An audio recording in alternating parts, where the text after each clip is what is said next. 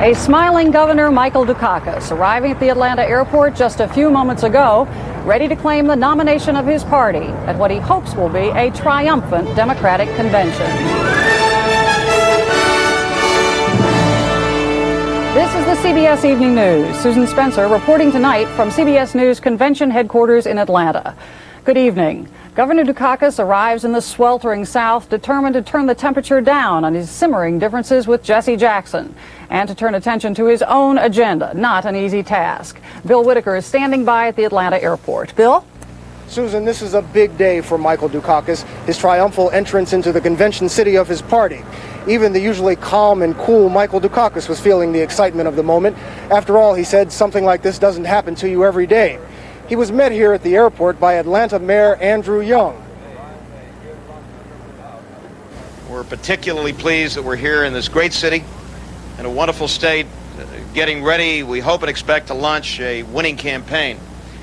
Before heading off to Atlanta, Dukakis signed a state budget that calls for raising some taxes and fees and putting some state programs on hold. He rejected Republican charges that he's a tax and spend liberal. Match our record over the past 7 years against the administrations in Washington. On his other big problem, his strained relations with Jesse Jackson, Dukakis appeared today to be bending to Jackson's high-pressure tactics to be included in Dukakis' campaign plans. This is going to be very much a team effort in every sense of the word, and I hope and expect that he will be an important part of that team. On his way to Atlanta, Dukakis picked up his prospective running mate, Texas Senator Lloyd Bentsen, in Washington. Now, it was a long and rocky road Dukakis traveled to get here to Atlanta, but now trying to reach an accord with Jesse Jackson, and then if that succeeds, to go on and fight a general election race against George Bush, some here would say that the real troubles are only just beginning. Susan? Bill, we've been hearing all day about the possibility of a face-to-face meeting between Jackson and Dukakis. Some reports have said as early as tonight. Do you know anything about that? Well, Susan, we're hearing conflicting reports. The two men are to meet. They are trying to get together. But right now, we don't know if that will happen tonight or tomorrow. And certainly they have a lot to talk about. Thank you, Bill. Of course, the Democrat who has dominated the news this week is not the nominee, but the Reverend Jesse Jackson. And today, his campaign continued at full speed, as did the question, what specifically does Jesse Jackson want? Betsy Aaron has our report. What do we really want? We want to win in November. This from the man who some suggest is a spoiler for stealing all the thunder, grabbing all the attention from what is supposed to be a Dukakis convention, for refusing to fold his second-place tent quietly. On this, the day presidential nominee Michael Dukakis arrives in town.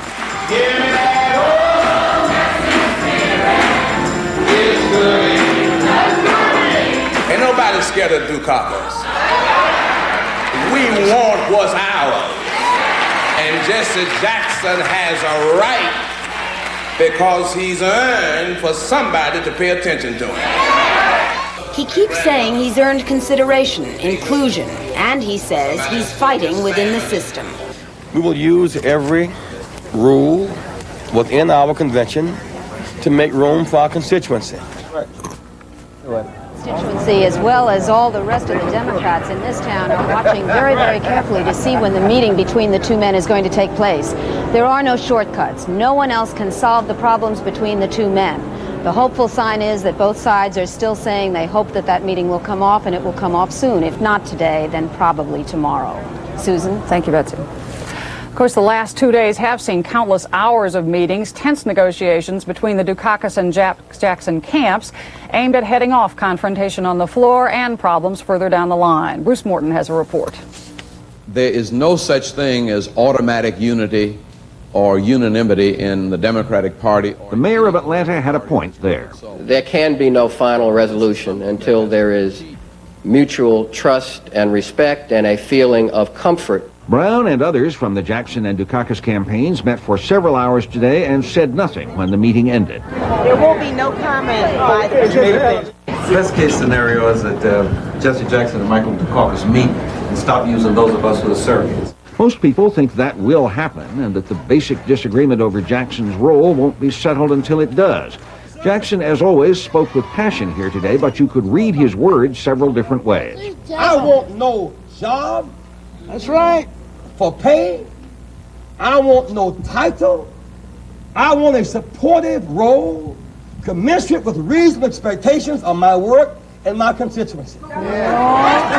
In Washington, Lloyd Benson said he hoped there wouldn't be a floor fight for the vice presidential nomination, but what if the Jackson forces decide to take it into a drag-out battle? How would you feel about that? Well, then you just have it.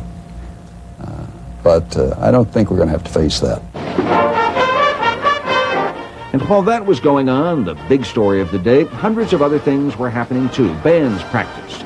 Conventions are like class reunions, a chance to meet old friends, a chance for musicians to strut their stuff.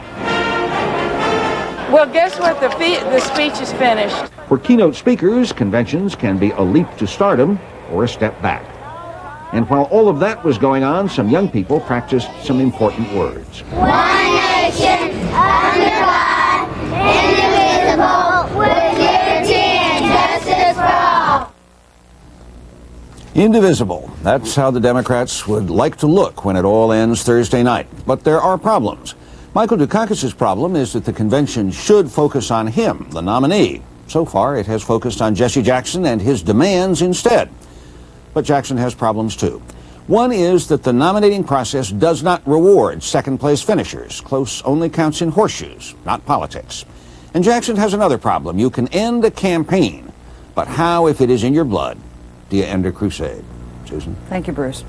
The two camps inside the hall worked for a peaceful resolution, but violence erupted this afternoon outside the hall as white supremacists clashed with anti-Klan demonstrators who in turn clashed with the police. Peter Van Zandt reports. A planned march by less than 100 Ku Klux Klan and white supremacist followers in Atlanta didn't take a single step this afternoon after hundreds of anti-Klan demonstrators confronted police at the state capitol, where the Klan planned to gather. What was to be an anti-Klan demonstration turned into a show of rage against Atlanta police, who pushed the demonstrators back but arrested no one.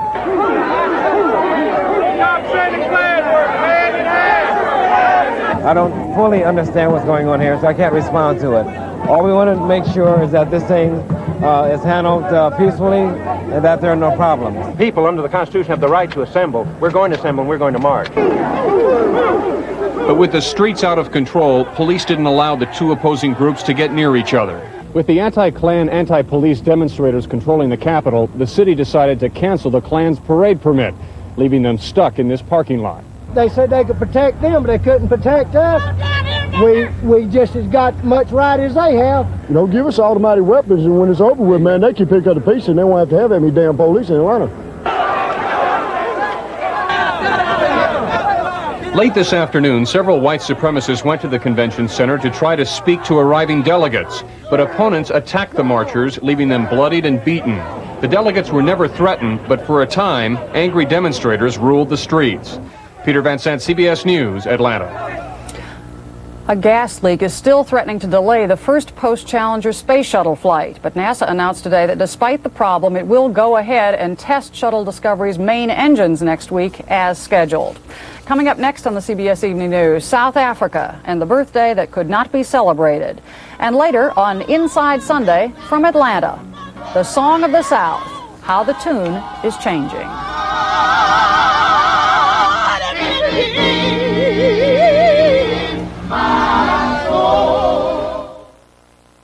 This all-new Cutlass Supreme is without a doubt the hottest Cutlass ever built.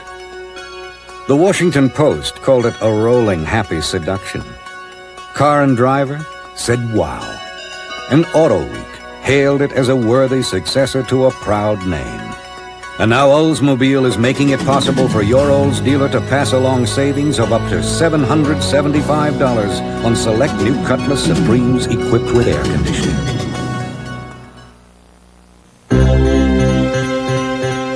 Now for indigestion, gas. Introducing new Extra Strength Malox Plus. It neutralizes more than any leading antacid and dissolves gas. Nobody does as much as new Extra Strength Malox Plus.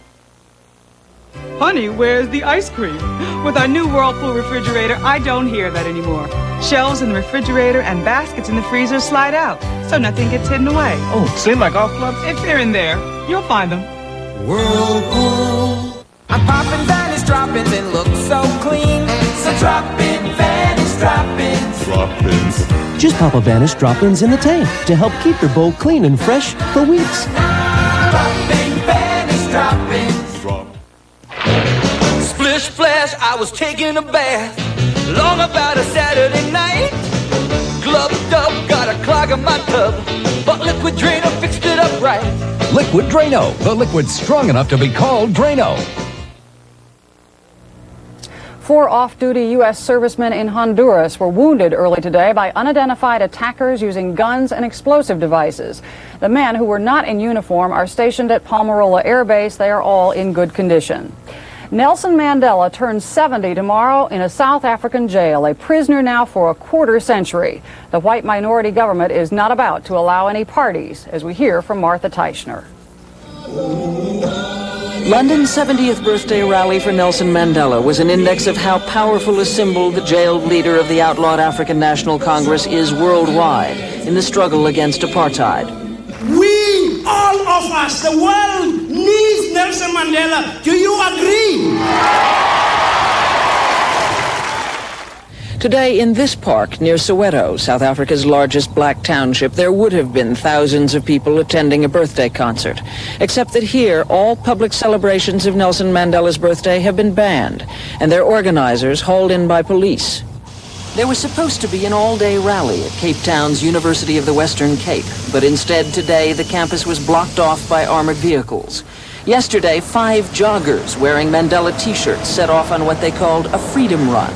What happened to them is just one reflection of the South African government's paranoia over anything at all to do with Nelson Mandela, a man who has been the government's own prisoner for more than 25 years. After being tracked by a police helicopter, the runners were taken into custody. In a real sense, I suppose that what has been happening yesterday and today in Cape Town and all over the country is probably the greatest tribute paid to Mandela. One of the few celebrations that has actually taken place was an impromptu gathering in the cramped backyard of the Mandela home in Soweto. 50,000 birthday cards from the people of Holland were delivered to Nelson Mandela's wife, Winnie. World champion boxer Mike Tyson sent his gloves for Mandela, who was once an amateur boxer himself. The Mandela family has refused an offer to let them all spend an unprecedented 6 hours together at the prison tomorrow on Nelson Mandela's actual birthday. They said they wanted no special favors from the government that has jailed him for life. Martha Teichner, CBS News, Johannesburg. There was a mass rally in Soviet Armenia today, the eve of a special meeting of top Moscow officials, including Mikhail Gorbachev.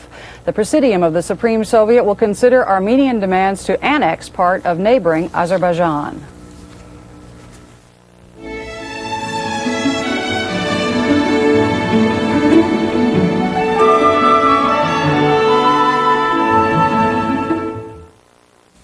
I've got big news for prune lovers who also love cereal. Actually, it's kind of small news when you look at it. It's Sunsweet bite-sized pitted prunes. Try them on your cereal, and you'll agree Sunsweet bite-size is just the right size. It's the Quaker State Porsche Sweepstakes and Rebate, and everybody wins. Mail in the rebate by August 5th, and you'll have $360 per case in your pocket, a great oil in your engine, and maybe a Porsche in your garage. The big Q stands for quality. Always has, always will. They say men get better with age, and women just age. Oh, really? Oil of Olay. Men get character lines, women get wrinkles. Oh, really? Created to penetrate quickly, lessen the look of lines. Only men get sexier. Oh, really? Created to fight dryness, silken, like your skin's youthful fluid. I don't intend to grow old gracefully. Oil of Olay. I'm fighting it every step of the way. Really. Good morning. Day's looking new and bright. It's Monday again. And you're gonna start it right. Traffic's tied up. Cause there's Folgers for you that's decaffeinated too. The best part of waking up is Folgers in your cup. Mornings brighten with mountain-grown Folgers decaffeinated. Mountain-grown coffee beans have a more enticing aroma. The best part of waking up is Folgers in your cup. Decaffeinated. The Democratic convention this week has put a spotlight on Atlanta and on the entire South. Tonight on Inside Sunday, a look at the region and how it's changing, the people, their politics, the landscape. Politically, Southerners are growing more independent and much less predictable. Spanish moss, lazy tugboats, sultry afternoons. Georgia's 1st district in the southeast corner of the state is every non-Southerner's idea of the sleepy South. But when it comes to picking presidents, this district is anything but sleepy. Except for 1980, when native son Jimmy Carter squeaked by, the 1st has voted for the winner in every election since '72. Most of them Republicans. My district, I don't think, puts a big focus on party labels. The solid Democratic South, I believe, as far as national elections concerned, is no more. That's the Democrats' dilemma, because the South may well mean the election. In the bellwether 1st, as throughout the region, the challenge is to motivate black voters, Jackson supporters, while wooing back conservatives, many of whom voted for Reagan. Democrats like Dr. Leon Curry. Frankly, this time I'm leaning a little bit towards George Bush. Dr. Curry says the Democrats may just be too liberal for the South, that Jesse Jackson's influence has him worried. Just because Jesse Jackson is Jesse Jackson doesn't give him any privilege, any more so than any other candidate might have had. And I think he presses his case pretty hard. The conservatives here grudgingly concede that the choice of fellow conservative Lloyd Benson for vice president has made Dukakis somewhat easier to take. But the very same move has left black Democrats feeling abandoned and frustrated. We don't have no place else to go but to Dukakis. Elijah Hall likes Jackson's views, wanted him on the ticket, even though he felt that probably that would have doomed it. Now he says he's just confused. Kind of like the man was when he watched his mother-in-law drive his new Cadillac off the 100-foot cliff. He was glad to see his mother-in-law gone, but he didn't want to lose his Cadillac, see? It's the question of whether or not the black voters do turn out and vote. I think if they stay home because Jesse's not on the ticket, then I don't think we can make it in November. But nor can they make it if conservatives defect to Bush. The trick will be walking that fine line between the old South and the new.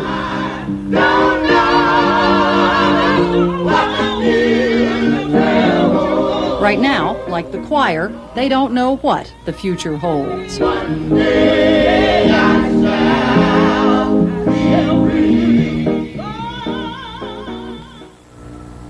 One thing we do know about the future of the South is that women are helping to shape it. Southern women are taking an ever more active role in the political process, and as Bruce Hall reports, they are a power to be reckoned with.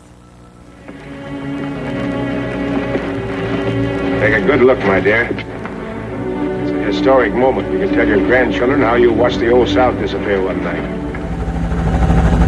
But many of the Democrats are coming to Atlanta, still expecting to see the old South from Gone with the Wind.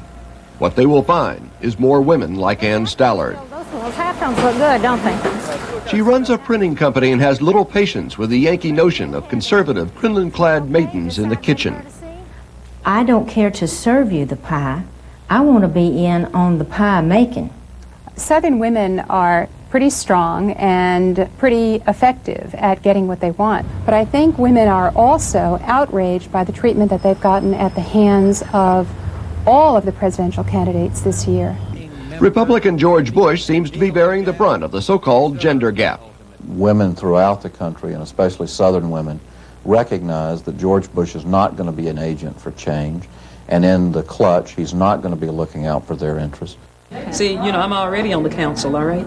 Rose Strong is the exception. Taking matters into her own hands, she ran for political office as a Republican. Hello, this is Rose Strong, and I'm asking for your vote in the... She defeated a male incumbent, is outspoken, recruits blacks for the Republican Party, and is a supporter of George Bush. We're not any longer just satisfied being and going and giving our vote, our block of votes, to one party. We will go, you know, where the best deal is offered. After all, competition is the American way. The challenge for the Republicans is to find more Rose Strongs to carry the cause. But as the Democrats gather here in the heart of the South, they plan to underline their belief that they are the party of the new South and the new Southern woman. Bruce Hall, CBS News, Atlanta. Atlanta and the New South have been growing at an unprecedented rate over the past 2 decades. Keeping that expansion under control is a hot political issue throughout not just the South, but the entire Sun Belt, as David Dow reports. In many ways, Gwinnett County is the symbol of a booming Atlanta, a suburban region of new neighborhoods and new industry with 5 times the population of just 20 years ago, and the traffic to match. Growth in Gwinnett County is synonymous with progress, but increasingly it is also cause for concern. The green light is on, but there's also a caution light too. Today, Gwinnett County is trying to avoid the problems of other high-growth areas, of Southern California, for instance, which has grown faster than its ability to provide public services. Here, the average suburbanite has seen his daily commute time increase 10 minutes in just 4 years. If we continue our business as usual, then over half of all the time that people in this community spend in transportation will be spent in stop-and-go traffic. We have a disaster on our hands if we don't come to manage our growth problems. Faced with a sewage system so overloaded that it sometimes leaks into Santa Monica Bay, the Los Angeles City Council has sharply limited the number of building permits. It was the latest evidence of a new philosophy gaining strength and respectability throughout Southern California. Slow growth instead of growth. You see this whole canyon?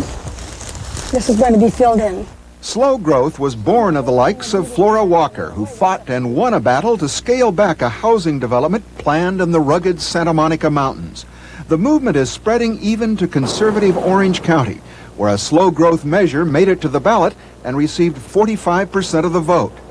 And in the city of San Gabriel, voters, angered with growth patterns, enacted a 1-year construction moratorium and turned most of the city council out of office. We're not against growth. We understand it as a natural part of the evolution of cityhood, but it's important that it is a growth that is planned. Many say the only answer for big cities like Atlanta and Los Angeles is a regional approach to growth problems. Without that, they say, even the strongest slow growth measure will simply chase the problems across borders, from one community to the next. David Dow, CBS News, Los Angeles. One footnote, it looks like Atlanta, anyway, can expect even more growth. For the 3rd straight year, corporate executives have rated it first among America's 31 largest cities as the best place to locate a business.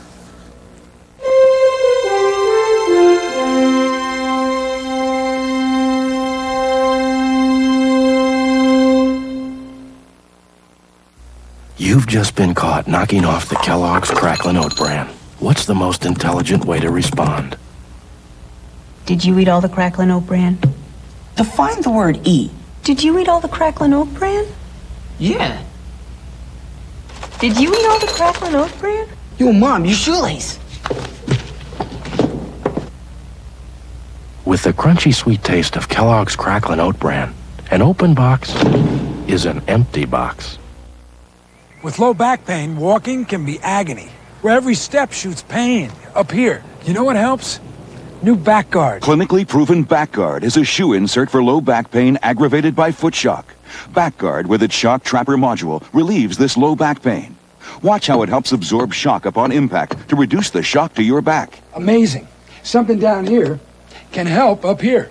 New back guard from Dr. Scholl's. Absorb shock all day to help keep back pain away. This man takes vacations for a living. Don't let him take yours. So don't carry cash. Carry American Express traveler's checks.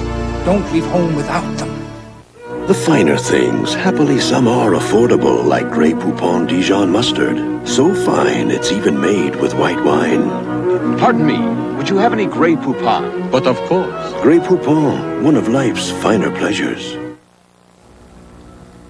Thousands of miles from Atlanta, in one tiny island village, interest in what's happening at the Democratic Convention and specifically in the fate of Michael Stanley Dukakis is at fever pitch. This is, after all, a family affair. Alan Pizzi reports.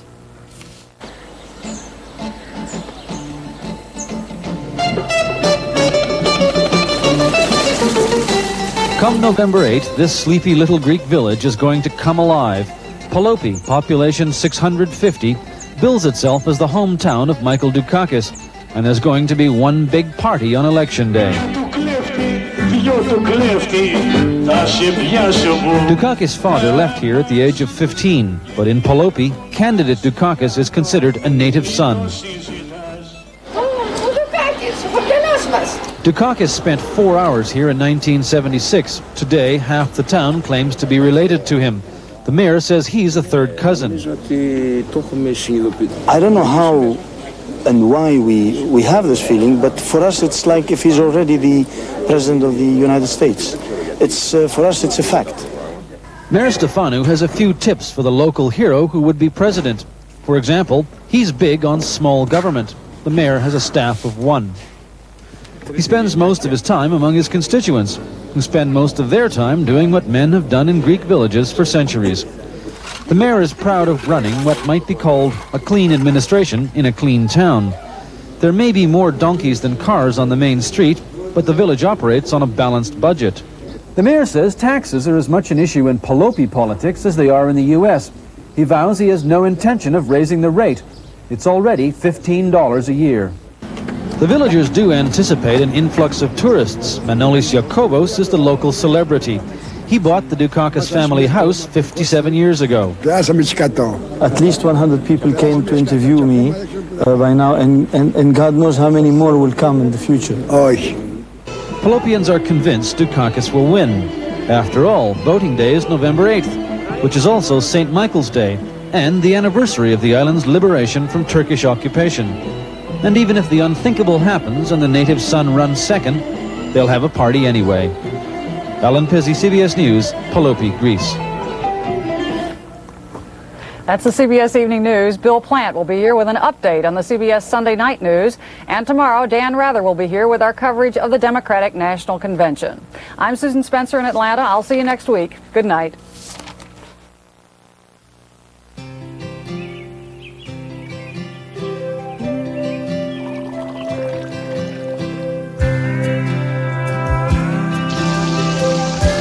Daybreak on the mountain, smooth coffee blend in your cup, and when it tastes your way, it's necessarily Nescafe. Great coffee blends to taste your way. That's necessarily Nescafe. Now, a revolution in blade shaving from Remington, the new Remington Electro Blade, with vibrating blades for a close, smooth, comfortable shave. Safe, immersible, and cordless. The new Remington Electro Blade vibrating blade system. If the guys who made women's insoles had to wear women's shoes, they'd make a very different insole. Look who has. New odor eaters for women. The first insole designed for a woman's shoe to cushion without crowding. Ordinary insoles are shaped like men's shoes, but odor eaters for women are tapered at the toe so they can't crowd, and shaped and contoured to cushion where your foot needs it most. There's no tightness, and shoes stay fresh and odor-free. New odor eaters for women. Cushions without crowding. Now for indigestion, gas, introducing new Extra Strength Malox Plus. It neutralizes more than any leading antacid and dissolves gas. Nobody does as much as new Extra Strength Malox Plus.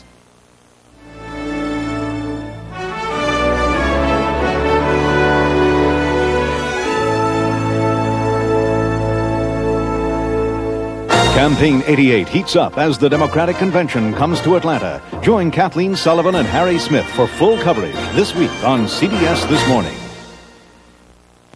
This is CBS. Coming up on Eyewitness News, the Democrats ready themselves for the Atlanta Convention. Our coverage with Chris Clark and Tom Lee begins as we look at what the Tennessee delegation is planning. Heat stress is still a big problem in Middle Tennessee, and there's no sign of a let-up. Those stories next on Eyewitness News. Here is Elizabeth Fortenberry for the Fortenberry School of Business. The purpose of the school is a business training center for individuals who have been away from the work world or the office environment. We cover business English usage and communications, and then we let them put all of these